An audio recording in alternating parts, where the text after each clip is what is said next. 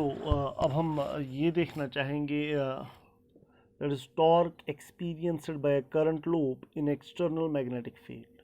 ठीक है, तो बेटा हमारे पास एक करंट लूप है, रेक्टेंगुलर लूप एक मैं लूँगा जिसमें करंट फ्लो हो रही होगी। तो हम देखेंगे कि ये करंट लूप को जब हम एक्सटर्नल मैग्नेटिक फील्ड में डालते हैं तो ये करंट लूप पे टॉर्क एग्जर्ट होता है, ये टॉर्क एक्सपीरियंस करता है ये लूप, जिसकी वजह से रोटेट करने लगता है। फाइन, सो वो चीज़ सीखेंगे और टॉर्क की एक्सप्रेशन में बेटा डिराइव करेंगे यहाँ पे। ठीक है, ओके। तो मान लीजिए आपके पास एक मैग्नेटिक फील्ड है, uniform magnetic field denoted by parallel lines. ठीक है, सो this is an external magnetic field of strength B। Fine, okay. अब हम क्या कर रहे हैं, हम इस मैग्नेटिक फील्ड में एक रेक्टेंगुलर करंट लूप को प्लेस करेंगे। ठीक है, so suppose this is the rectangular loop whose plane is making an angle theta with the direction of the magnetic field. Fine, this angle is obviously theta. So ये current loop है बेटा, rectangular loop है, इसकी length मान लीजिए L है और इसकी ब्रेड्थ जो है suppose that is B। Fine, और इसमें करंट ये डायरेक्शन में फ्लो हो रही है I, जो फिर यहाँ से जाएगी, फिर यहाँ से और फाइनली यहाँ से वापस। So this is the current loop which has been placed in an external magnetic field. और करंट लूप जो है इसका प्लेन मैग्नेटिक फील्ड के साथ कितना एंगल बना रहा है, थीटा एंगल बना रहा है। Fine, okay. तो इस चीज़ को समझाने के लिए आपको कुछ ऐसे कहेंगे, मान लीजिए आपके पास हॉरिजॉन्टल मैग्नेटिक फील्ड है, suppose this is the horizontal magnetic field. Fine, that means magnetic field बेटा यहाँ से जा रहा है, यहाँ से जा रहा है मैग्नेटिक फील्ड, और हमने इस लूप को, ये करंट लूप मान लीजिए, suppose this is current loop, this is current loop. ठीक है, मैंने मैग्नेटिक फील्ड यहाँ जा रहा है आगे की ओर, यहाँ जा रहा है मैग्नेटिक फील्ड, मैंने इस लूप को ऐसे रखा हुआ है ताकि ये लूप का प्लेन जो है it is making an angle theta with the direction of magnetic field. Magnetic field आगे से है, मैग्नेटिक फील्ड बेटा आगे से है। सो अगर मैं दिखाऊंगा मैग्नेटिक फील्ड यहाँ आगे से है, समझ आया, ये मार कर दिखा रहा है मैग्नेटिक फील्ड, और लूप को हमने ऐसे नहीं रखा है, लूप को मैंने ऐसे रखा हुआ है ताकि इस लूप का जो प्लेन है वो इस मैग्नेटिक फील्ड के साथ कितना एंगल बना रहा है, थीटा एंगल बना रहा है। फाइन, समझ आया। सो this is the angle theta, theta वो एंगल है जो इस लूप का प्लेन बना रहा है किसके साथ, इस हॉरिजॉन्टल मैग्नेटिक फील्ड के साथ। Fine, okay. तो लूप जो है ये 4 कंडक्टर्स का बना हुआ है, ये कंडक्टर, ये दूसरा, ये तीसरा और ये चौथा। सपोज इनको अगर मैं नाम दूंगा, this is A B C D। और हम ऑलरेडी पढ़ चुके हैं जब भी कोई करंट कैरिंग कंडक्टर को मैग्नेटिक फील्ड में डाला जाता है that obviously experiences the force. So हर कोई कंडक्टर बेटा फोर्स एक्सपीरियंस करेगा, समझ आई बात। तो मैं वही फोर्स ढूंढना चाहता हूँ हर एक कंडक्टर पे, और फिर डायरेक्शन ढूंढेंगे, फिर देखेंगे उन फोर्सेस का रिजल्टेंट क्या करवाएगा। तो सबसे पहले मुझे बताइए force experienced by A B conductor कितना फोर्स एक्सपीरियंस करेगा, ए बी वाला कंडक्टर जो है ये कितना फोर्स एक्सपीरियंस करेगा। तो इसको मैं लिखूंगा F A B that is equal, हमें पता है फोर्स होता है आई एल क्रॉस बी, यानी I L B sine theta. ठीक है ना, आई एल क्रॉस बी। जब भी कोई करंट कैरिंग कंडक्टर को मैग्नेटिक फील्ड में डालते हैं वो फोर्स एक्सपीरियंस करता है किसके बराबर, I L B sine theta.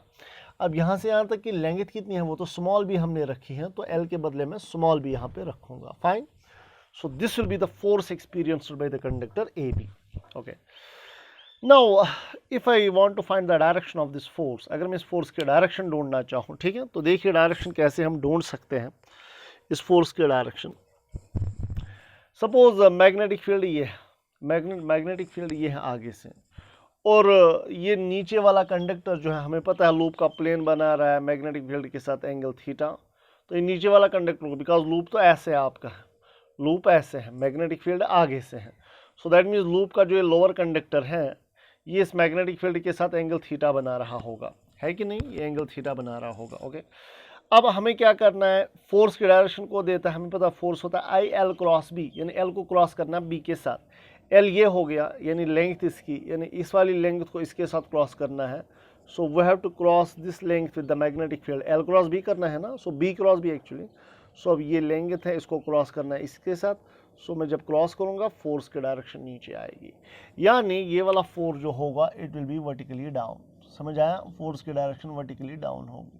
Fine, okay. इस कंडक्टर का ऑपोजिट कंडक्टर है यानी सीडी वाला कंडक्टर, लेकिन उसमें करंट ऐसे फ्लो हो रही है। फाइन, सो दैट मीन्स क्या आप मुझे बता सकते हैं फोर्स एक्सपीरियंस्ड, शाबाश, बाय सीडी। सीडी कितना फोर्स एक्सपीरियंस करेगा, F C D, that will obviously be equal to I L B sine theta, यानी आई, इसकी लेंथ कितनी है वो भी बी ही है ना, तो मैं लिखूंगा आई बी बी साइन, अभी थीटा कौन सा एंगल होगा, ये वाला एंगल होगा, है ना, करंट और मैग्नेटिक फील्ड के बीच वाला एंगल होगा। सो दैट मीन्स आपका बात को समझिए अच्छे से, आपका मैग्नेटिक फील्ड आगे से है, आपका मैग्नेटिक फील्ड आगे से है, ठीक है, this is the magnetic field.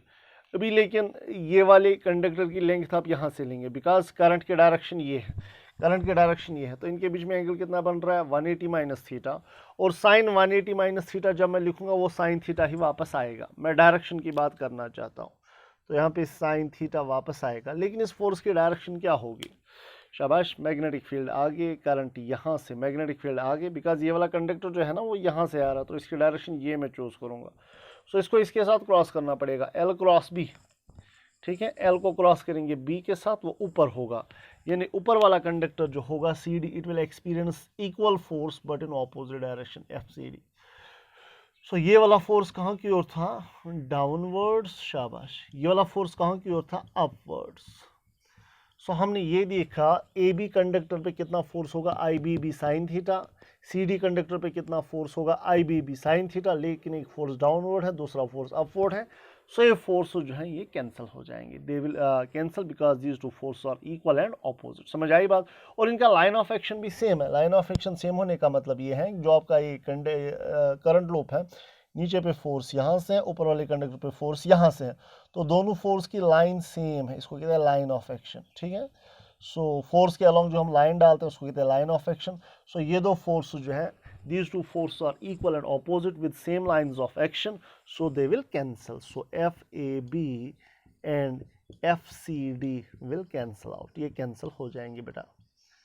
Fine, तो यहाँ तक तो क्लियर है, सिंपल है, कोई बड़ी बात तो है नहीं।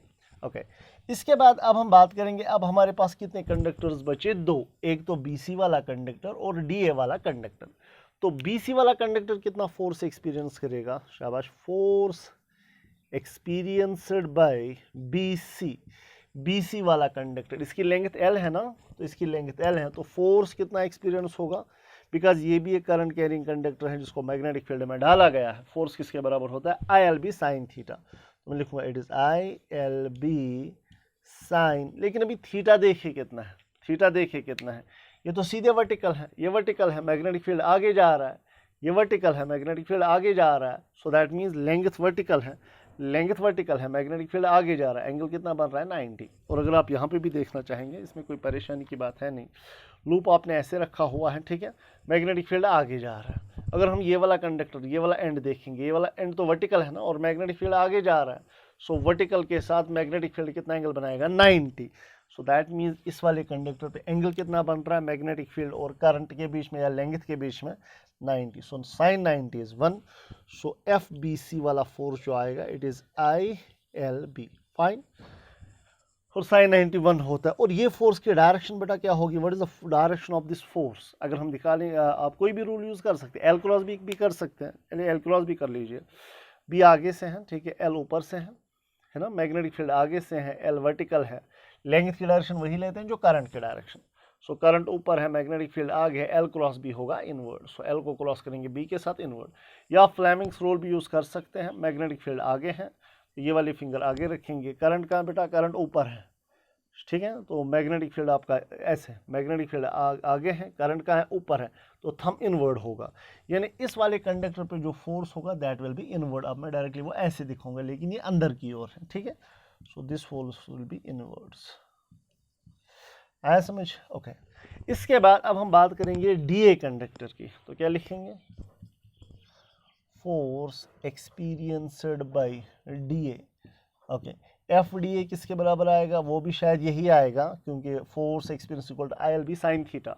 आई सिंपली राइट आई, इसकी लेंथ कितनी है एल, मैग्नेटिक फील्ड बी कितना बी, साइन थीटा कितना है, यहाँ पे भी ये वर्टिकल है, मैग्नेटिक फील्ड हॉरिजॉन्टल है, सो थीटा 90 आएगा।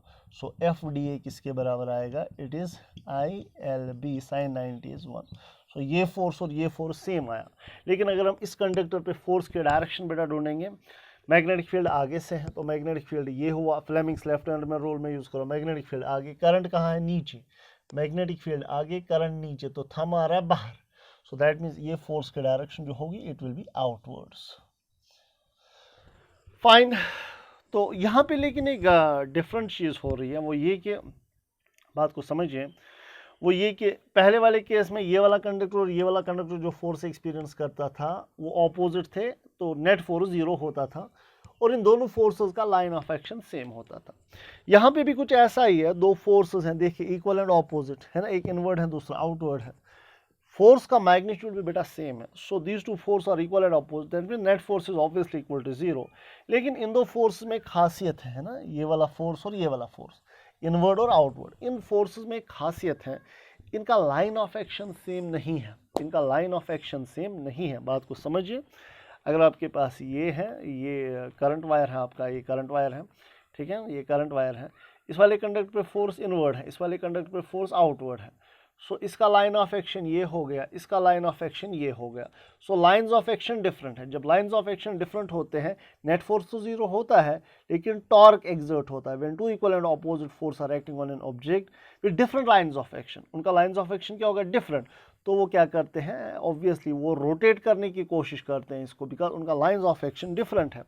ये आप इस एग्जांपल से भी नोट कर सकते हैं। मान लीजिए आपके पास एक ऑब्जेक्ट है, suppose you have an object, यहाँ पे आप फोर्स एक एक्सर्ट कर रहे हैं, यहाँ पे बराबर उतना ही फोर्स, तो क्या हो जाएगा, जब दोनों फोर्स का मैग्नीट्यूड इक्वल है, इन दोनों फोर्सेस का लाइन ऑफ एक्शन सेम है, तो कुछ नहीं होगा इसका। लेकिन अगर हम यही दो फोर्स टेंजेंशियली अप्लाई करेंगे तो आपको क्या लगता है क्या होगा, इसका लाइन ऑफ एक्शन ये, इसका भी लाइन ऑफ एक्शन ये, दैट मीन्स ये दो ऑब्जेक्ट्स पे टेंजेंशियल फोर्स एक्ट हो रहा है ऐसे, तो ये ऑब्जेक्ट जो है ये रोटेट करेगा, यानी इस पर टॉर्क एक्ट होगा। Same is the case here, ये दो फोर्सेस जो हैं, this two force are equal and opposite, लेकिन उनका लाइन ऑफ एक्शन डिफरेंट है, तो उस लाइन ऑफ एक्शन की वजह से रोटेशन आ जाएगी, या मैं सिंपली कह सकता हूँ the loop will experience a torque and it will try to rotate. Topic हमारा यही है, टॉर्क हमें निकालना है। सो ये दो फोर्सेस टॉर्क के लिए रेस्पॉन्सिबल नहीं है, सिर्फ ये दो फोर्सेस टॉर्क के लिए रेस्पॉन्सिबल है। फाइन। अब वो टॉर्क हम ढूंढेंगे, वो टॉर्क किसके बराबर होगा।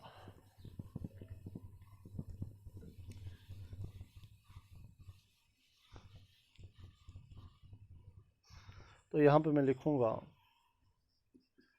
The two forces being equal and opposite, equal and opposite है, with different lines of action, with different lines of action, so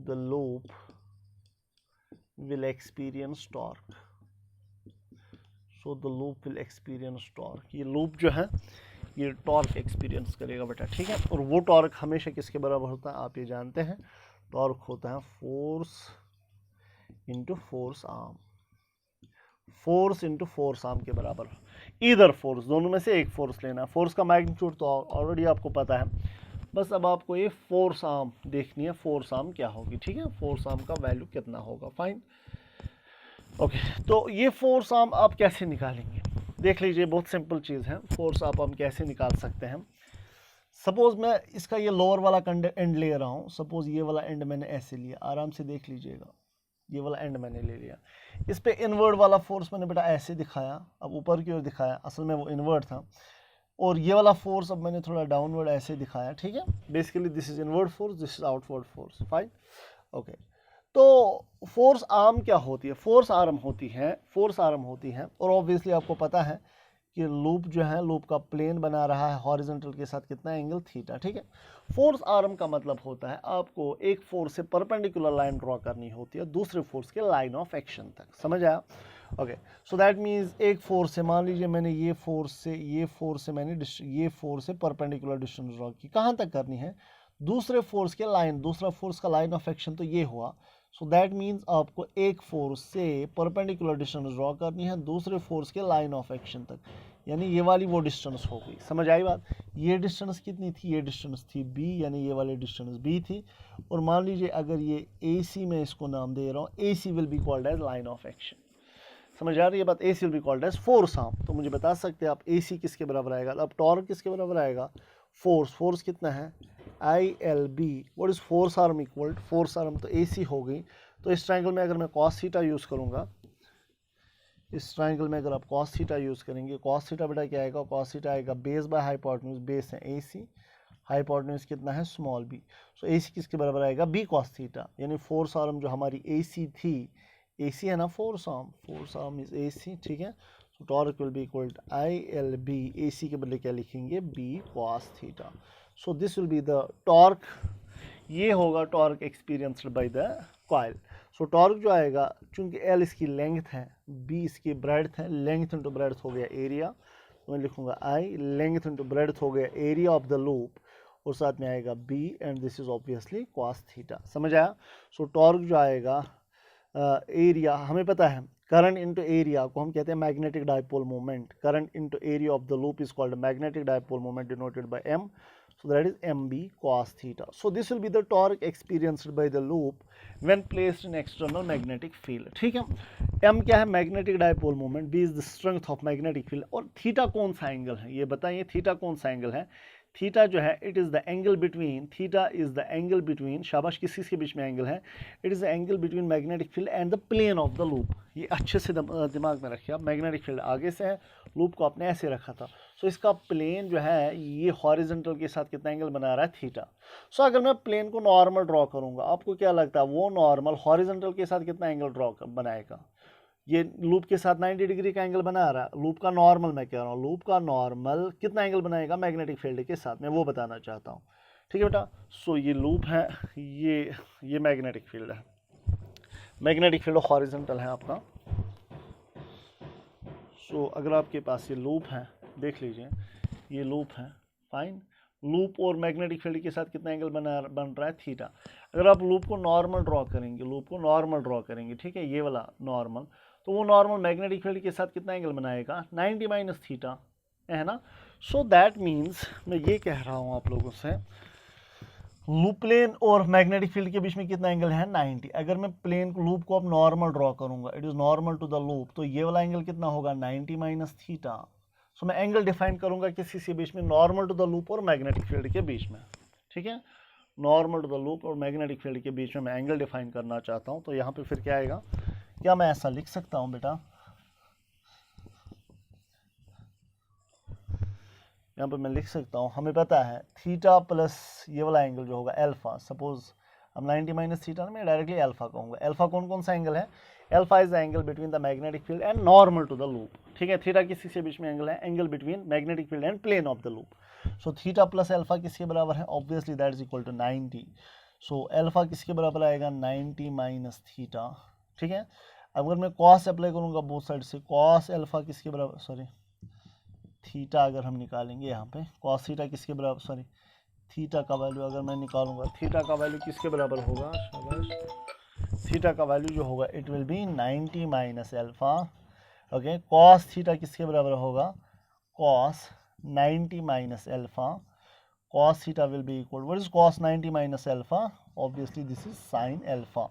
so cos theta के बदले आप लिख सकते हैं बेटा क्या? Sine alpha.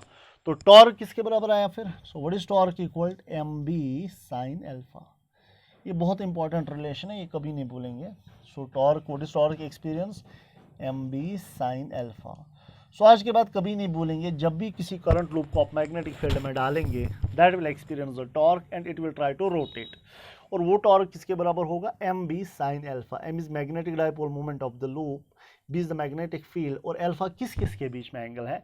Alpha is the angle between normal to the loop. Alpha is angle between normal to the loop and the magnetic field. समझ आ रही है बात? लूप का नॉर्मल और मैग्नेटिक फील्ड के बीच में जो एंगल होगा अल्फा, वो एंगल होगा। समझ आई बात? ओके, अब लास्ट में एक दो पॉइंट्स हमारे सामने, बस ये एक्सप्रेशन है टॉर्क की, एम बी साइन अल्फा जिंदगी में कभी नहीं बोलेंगे।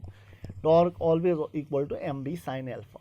अब अगर अल्फ़ा ज़ीरो होगा, अगर अल्फ़ा बेटा ज़ीरो होगा, ठीक है, अल्फ़ा ज़ीरो का क्या मतलब है, मैं कुछ केसेस यहाँ पे लिखना चाहूँगा।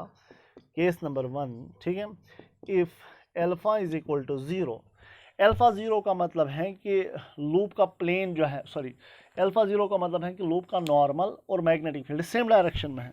लूप ये है ना, मैग्नेटिक फील्ड मान लो आगे से है, तो लूप को मैं जब, अगर लूप मेरा ऐसे है, ठीक है, लूप का नॉर्मल ये हो गया, अगर लूप ऐसे है, लूप का नॉर्मल ये हो गया, मैग्नेटिक फील्ड भी आगे से ही है ना, तो उसका मतलब है alpha zero, because alpha is the angle between normal to loop and the magnetic field. Loop का नॉर्मल बेटा ये है, मैग्नेटिक फील्ड भी अगर आगे से है, लूप का नॉर्मल ये है, तो अल्फ़ा क्या बनेगा, ज़ीरो। यानी जब आपका लूप ऐसे होगा मैग्नेटिक फील्ड में, मैग्नेटिक फील्ड ऐसे जा रहा होगा, उस टाइम पे अल्फ़ा बनेगा ज़ीरो, और टॉर्क किसके बराबर आएगा, it will be equal to M B sine zero. Sine zero zero होता है, टॉर्क किसके बराबर होता है, ज़ीरो। समझ आया?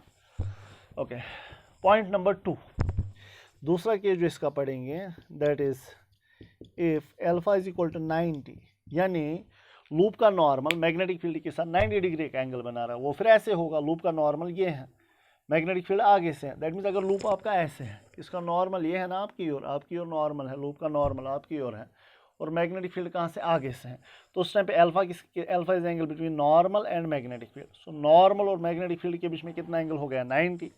सो टॉर्क किसके बराबर आएगा, obviously that will be equal to M B sine 90। Sine 90 बेटा 1 होता है, टॉर्क किसके बराबर आएगा, एम बी, चूंकि साइन का मैक्सिमम वैल्यू आया तो ये मैक्सिमम टॉर्क होगा। सो दैट मीन्स अगर बेटा आप ऐसे लूप को रखेंगे, मैग्नेटिक फील्ड हॉरिजॉन्टल होगा, तो अल्फा ऑब्वियसली 90 होगा, है ना, नॉर्मल और मैग्नेटिक फील्ड के बीच में 90 डिग्री का एंगल, उस टाइम पे टॉर्क मैक्सिमम होगा। तो टॉर्क मैक्सिमम होने की वजह से ये कॉइल रोटेट करेगी, रोटेट करेगी, रोटेट करेगी, और जब ये कॉइल ऐसे यहाँ पर आएगी, यहाँ पर लूप का नॉर्मल ये हो गया, मैग्नेटिक फील्ड भी यहाँ से है, अल्फा बन गया ज़ीरो, टॉर्क बनेगा ज़ीरो, यानी लूप का जो नॉर्मल है वो मैग्नेटिक फील्ड के डायरेक्शन में आ गया।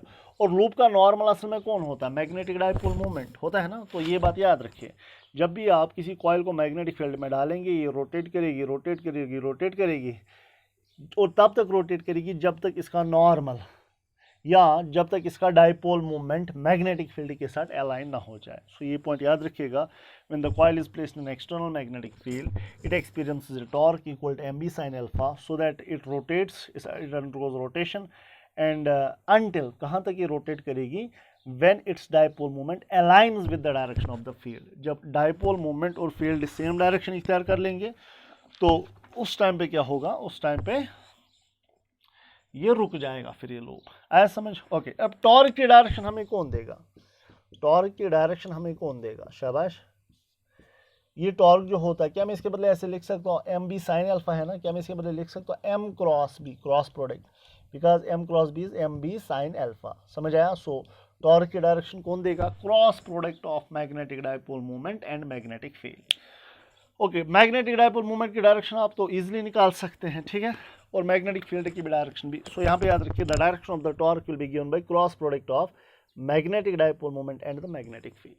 मान लीजिए मैग्नेटिक फील्ड हॉरिजॉन्टल है, यहाँ से मैग्नेटिक फील्ड हॉरिजॉन्टल है, ठीक है, और करंट ऐसे फ्लो हो रही है, इसमें एंटी क्लॉकवाइज करंट फ्लो हो रही है। तो जब एंटी क्लॉकवाइज करंट फ्लो होगी, मैग्नेटिक डाइपोल मोमेंट बाहर होगा, आपकी ओर होगा, मैग्नेटिक डाइपोल मोमेंट बेटा यहाँ से होगा, ठीक है, मैग्नेटिक डाइपोल मोमेंट ये होगा, फील्ड कहाँ से है, आगे से है।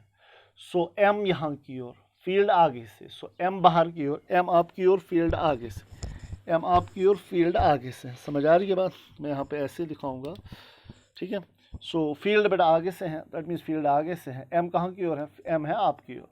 मान लीजिए मैग्नेटिक फील्ड है, ये मैग्नेटिक डाइपोल मोमेंट है आपकी ओर। सो एम को क्रॉस करना बी के साथ, सो एम क्रॉस बी क्या आएगा, अपवर्ड। सो इस केस में टॉर्क की डायरेक्शन क्या है, अपवर्ड, बिकॉज जब आप कोई किसी चीज़ को खोलते हैं, किसी चीज़ का ढक्कन खोलते हैं, वो कहाँ जाता है, ऊपर जाता है, दैट मीन टॉर्क ऊपर होता है, लेकिन रोटेशन ऐसे होती है। समझ आ रही है बात। तो यहाँ पे भी ऐसे ही होगा, एम यहाँ से, बी यहाँ से, एम क्रॉस बी ऊपर। सो यहाँ पे याद रखिए, टॉर्क की डायरेक्शन कौन देगा आपको, शाबाश। The direction of the torque will be given by the cross product of magnetic dipole moment and magnetic field. Fine, thank you very much.